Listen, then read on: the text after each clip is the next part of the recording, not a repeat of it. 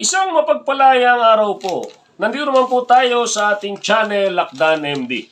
Ngayon po, meron po tayong tatalakayin, no? Pagninilay-nilayan, no? Regarding po dito sa provision ng Department Order 150-16, yung Section 7.4 po, no? Section 7, subsection 7.4. So yung Department Order 150-16, ito po ay revised guidelines governing the employment working conditions of security guards and other private security personnel in the private security industry. So basically, ito pong Department Order na ito ay create, binalangkas, specifically for security industry and its personnel. Okay? So, dito po sa 7.4, ito po yung lilinawin po natin, tatalakayin po natin dito. Kasi po, isa sa mga katanungan na atin pong natatanggap. No? Halimbawa po, ikaw ay taga Metro Manila. Nag-apply ka sa isang agency. Temporarily, dahil walang bakante sa Metro Manila, na-assign ka sa Cavite, Laguna, Bulacan, or saan mang lalawigan dito sa Pilipinas.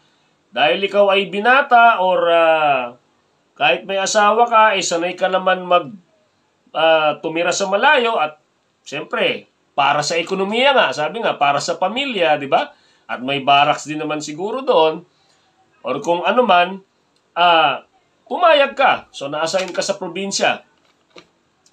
Then later on, after a year, no? Nangailangan ng bakante sa Maynila at medyo matagal ka na rin nag-request at napagbigyan ka, nalipat ka na ngayon sa Maynila, sa pamilya mo. No? At dahil taga rito ka nga. So, ang tanong po rito, anong rate po ba ang susundin? No? Yung rate ba na dating mong rate sa probinsya? O yung Manila rate na sinasabi? Ganon din naman ang sitwasyon. Halimbawa, ikaw naman ay taga-probinsya. Nag-apply ka. Temporarily na-assign ka sa Maynila. So, definitely, Manila rate ang sinusweldo mo.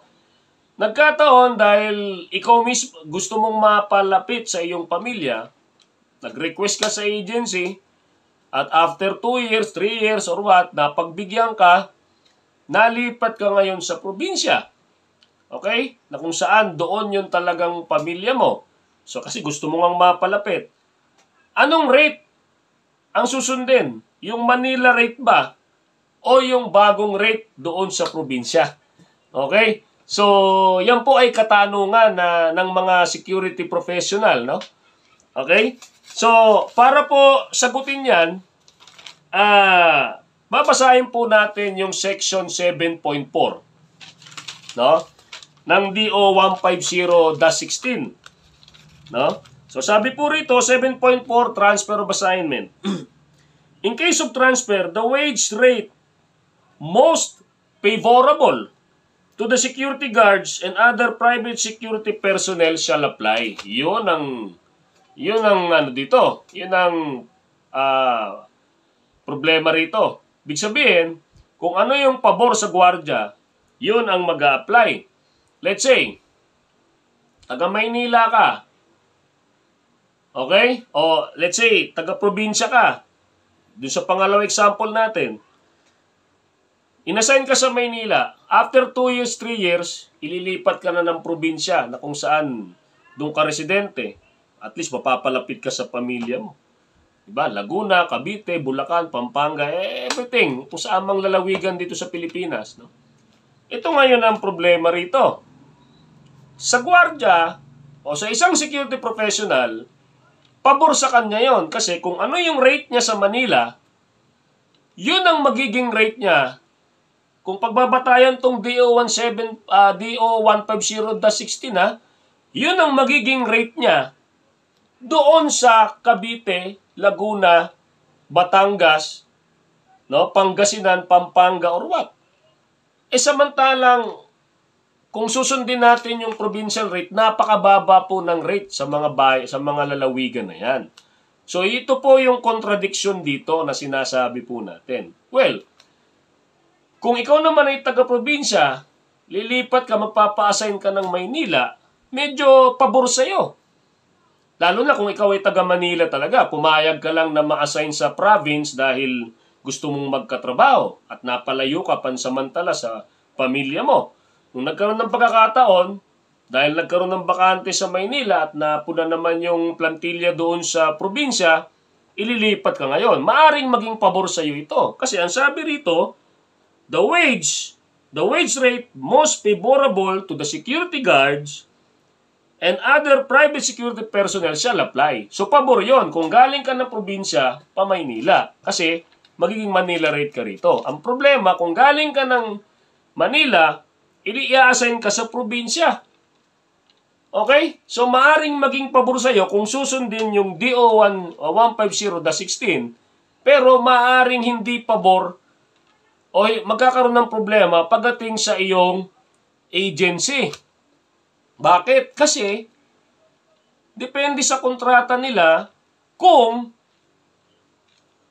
kasi provincial rate na ron eh. Ibig sabihin, yung sasahurin mo, kung Manila rate yung sasahurin mo ron, hindi nila masisingil yung sobra doon sa kliyente nila doon. Okay? So, ito po ay, sabi ko nga, pag ninilay-nilayan po natin, no? O sana po, sa mga taga-Dole, dun sa mga taga-regional tripartite, yung mga bumubuo dyan sa mga wages natin, yung mga nagbabalangkas ng mga sweldo ng mga empleyado, hindi lang sa security. Dapat po mapag-aralan po natin ito. At sa mga taga-Dole, dapat masilip po natin ito. Kasi nagkakaroon po ng parang problema rito between the guards and the agency. And of course, dun sa client, no? Kasi may mga business establishment, di ba? Kaya nagtatayo ng negosyo o ng planta sa mga provinces because of the regional wage rate. Kasi mas mababa ang sweldo doon. Diba? O paano nga kung gano'n ang sitwasyon? Problema yan, no? Sa security industry. So, itutuloy po natin yung pagbasa, no?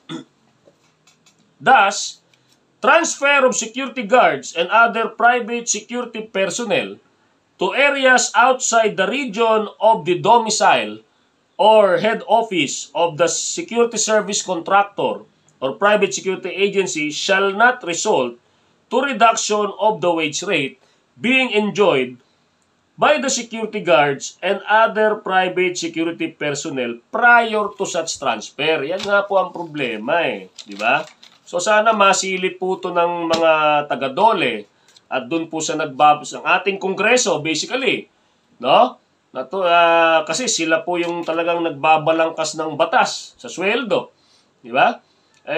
Dapat po mapag-aralan para kung talagang dapat nang i-abolish, no? Yung regional wage board, no? Yung provincial rate. Okay? So, transfer to an area or region with higher wage rate shall render the higher rate, no? Ito po natin, no? Transfer to an area or region with higher wage rate shall render the higher rate the applicable wage rate for the transferred security guards and other private security personnel. Yun po ang doon. Di ba? So, sabi ko nga po, pabor, kung galing kang probinsya, lilipat ka ng Maynila kasi hindi kailangang i-apply yung provincial rate sa paglilipatan mong detachment sa Maynila. Kasi ang i-apply doon, yung Manila rate. Ang problema po, no? Ito hindi po nagkakaroon ng problema. Hindi po problema, kundi nagkakaroon ng problema. No? Either yung kliyente or yung agency, no? Kung Manila rate, nasa Manila ka, ililipat ka sa probinsya, o ikaw mismo ang nagpalipat sa probinsya, pabor sa iyo kasi kung susundin yung batas, pabor yan dun sa security professional. Kasi dapat sundin yung Manila rate. Kasi yun yung nakasanayan na, yun yung nauna Sabi dun, prior to such transfer Ang problema nga po doon, yung nilalaman po ng kontrata between the client and the agency o yung service provider, security service contractor. Kasi kung provincial rate doon, tapos Manila rate yung ibibigay sa isang nag-transfer from Manila to Laguna or Cavite, or Batangas, di ba? Bulacan. Problema po talaga yan.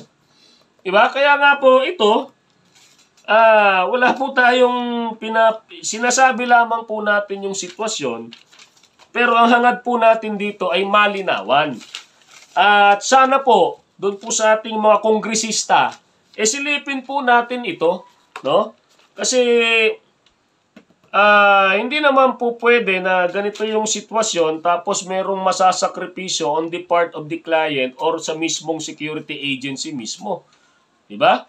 At kahit naman po, minsan may mga sitwasyon pa dyan na yung gwardiya Manila rate, lilipat sa probinsya, may mga naririnig pa ako dyan na pinapagawa ng statement na hindi siya maghahabol. Hindi po tama yan eh.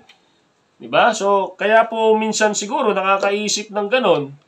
Dahil nga po dito sa provision na to na may ganito tayong provision sa transfer of assignment sa Department of Labor. Problema, yung realidad po kasi hindi akma dun sa sitwasyon eh. Diba? So, nasa dito sa provision. Okay po? So, sana mapag-isipan po ito. No? Mapag-aralan po sana ng ating mga mambabatas. At sana rin po, mawala na sana yung provincial rate na yan. No? Mayroon po tayo ring video tungkol dyan. Diba? So yun po yung ating isa sa mga mungkahi at isa sa mga sinusuportahan po natin. Okay po? So, muli, maraming salamat. Stay safe, be alert, and be aware.